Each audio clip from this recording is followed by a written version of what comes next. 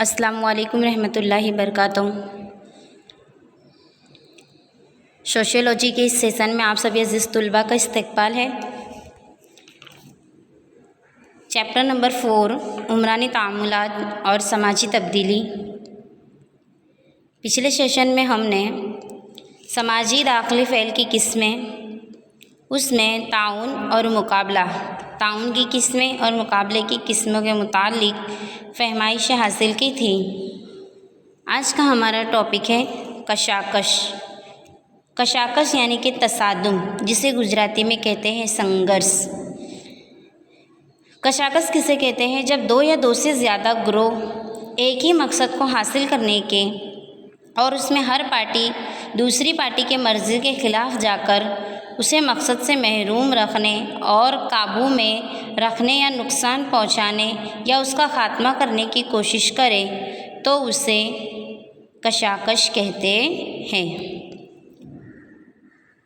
मैकायर के मुताबिक तारीफ़ बयान की गई है कि जब इंसान एक ही किल्लत वाले मकसद के हुसूल के लिए एक दूसरे का मुकाबला करे, एक दूसरे को नुकसान पहुंचाकर आमने सामने आए, तब उसे समाजी कशाकश कहते हैं।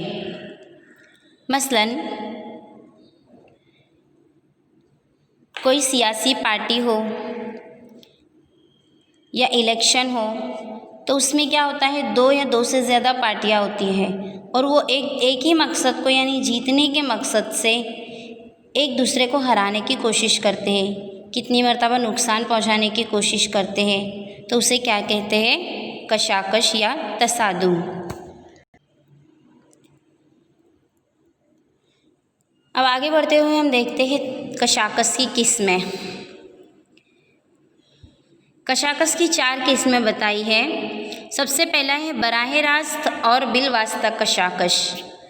दूसरा है जुज़वी और मुकम्मल कशाकश। तीसरा है मुनफरद या इज्तिमाई कशाकश। और चौथा है दाखिली और ख़ारजी कशाकश।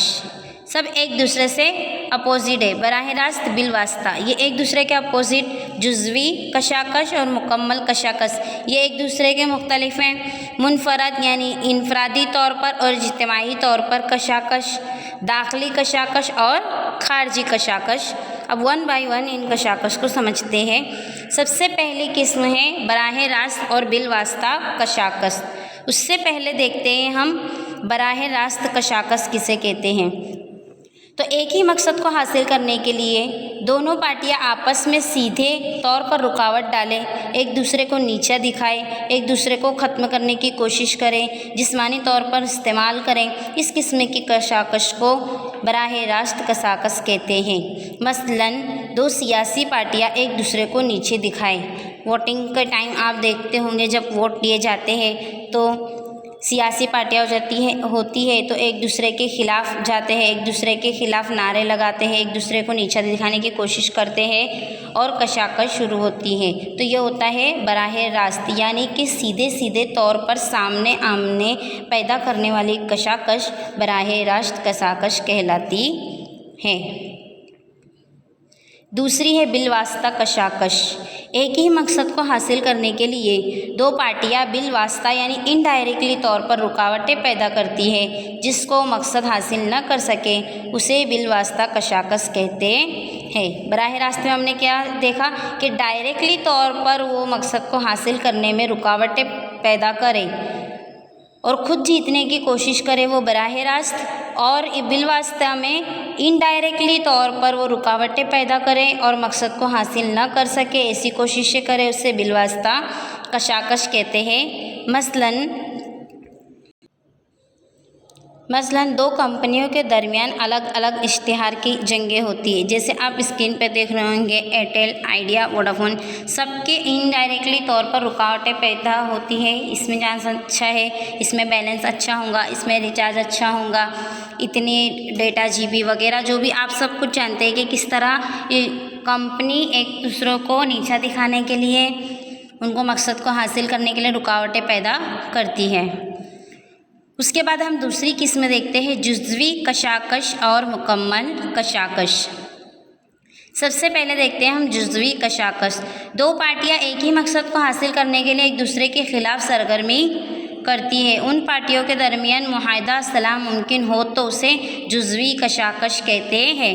مثلاً مزدور اور مالک کے درمیان کشاکش، یعنی کہ یہ جزوی کشاکش ایسی کشاکش ہے کہ جس کے درمیان ہم صلاح کر سکتے ہیں، ایک دوسرے کو سمجھا سکتے ہیں، اور صلاح کرنے پر، سمجھوتا کرنے پر وہ کشاکش ختم ہوتی ہے تو وہ ہے جزوی کشاکش، یعنی مالک اور مزدور کے درمیان اگر کوئی پگار کے معاملے میں یا کسی لیٹ آنے کے معاملے میں کشاکش ہو جاتی ہے، لیکن صلاح کرنے سے، معافی مانگنے سے اور سمجھوتا کرنے سے وہ کشاکش ختم ہو جاتی ہے تو وہ کہلاتی ہے جزوی کشاکش۔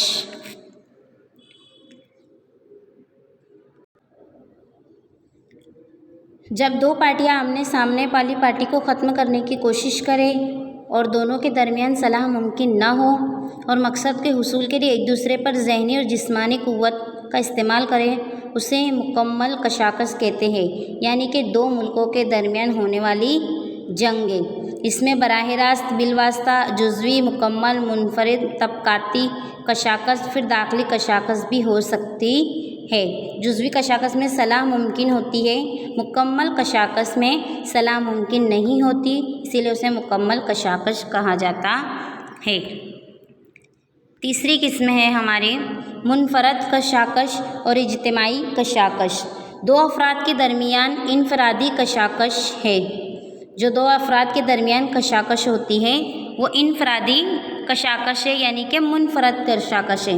مثلاً شوہر اور بیوی کے درمیان کشاکش چلتی ہے، دو دوستوں کے درمیان کشاکش چلتی ہے، دو بھائی کے درمیان کشاکش چلتی ہے، دو بہنوں کے درمیان جو کشاکش چلتی ہے، یعنی جس میں صرف دو افراد کے درمیان ہونے والی کشاکش کو انفرادی کشاکش کہا جاتا ہے۔ اس کے بعد جب دو گروہ کے درمیان کشاکش ہو تو اسے طبقاتی یا اجتماعی کشاکش کہتے ہیں۔ مثلاً ذاتوں کے درمیان کشاکش، یہ دونوں کشاکش براہ راست، بالواسطہ، جزوی اور مکمل بھی ہو سکتی ہے، یعنی ایک پورا گروہ دوسرے پورے گروہ کے ساتھ کشاکش کرتے ہیں۔ مثلاً الگ الگ ذات پات کے لوگ ہوتے ہیں، پوری ذات والے ایک ساتھ میں مل کر دوسری کسی ذات والے کے ساتھ کشاکش کرتے ہیں، تصادم کرتے ہیں، سنگھرش، تو اسے اجتماعی کشاکش کہتے ہیں۔ اور اب ہمارا لاسٹ پوائنٹ ہے داخلی اور خارجی کشاکش، جس میں ہم داخلی کشاکش دیکھتے ہیں۔ کسی گروہ کے ممبروں کے درمیان آپس میں براہ راست یا بالواسطہ ہو تب ایسی کشاکش کو داخلی کشاکش کہتے ہیں۔ مثلاً خاندان میں باپ اور بیٹے کے درمیان ہونے والی کشاکش، یعنی کہ کوئی بھی ایک گروہ ہے اور اسی گروہ کے اندر کوئی دو افراد یا دو لوگوں کے درمیان یا دو سے زیادہ لوگوں کے درمیان، لیکن وہ اسی گروہ کے ممبر ہو تو اسے داخلی کشاکش کہتے ہیں۔ جبکہ ایک گروہ دوسرے گروہ کے ساتھ کشاکش ہو تو اسے خارجی کشاکش کہتے ہیں۔ مثلاً قومی فسادات، لڑائی جھگڑا، یہ تمام۔ ہر کشاکش کی مقدار میں فرق ہوتا ہے، اس میں عدم تعاون سے لے کر نہ بولنے سے شروع کر کے ایک دوسرے کو ختم کرنے تک کی جیسی تشدد آمیز کشاکش کا اظہار ہوتا ہے۔ تو اس طرح ہم نے کشاکش کے معنی اور اس کے قسموں کے متعلق فہمائشیں حاصل کی۔ نیکسٹ سیشن میں ہم سماجی حرکت پذیری کے متعلق فہمائشیں حاصل کریں گے۔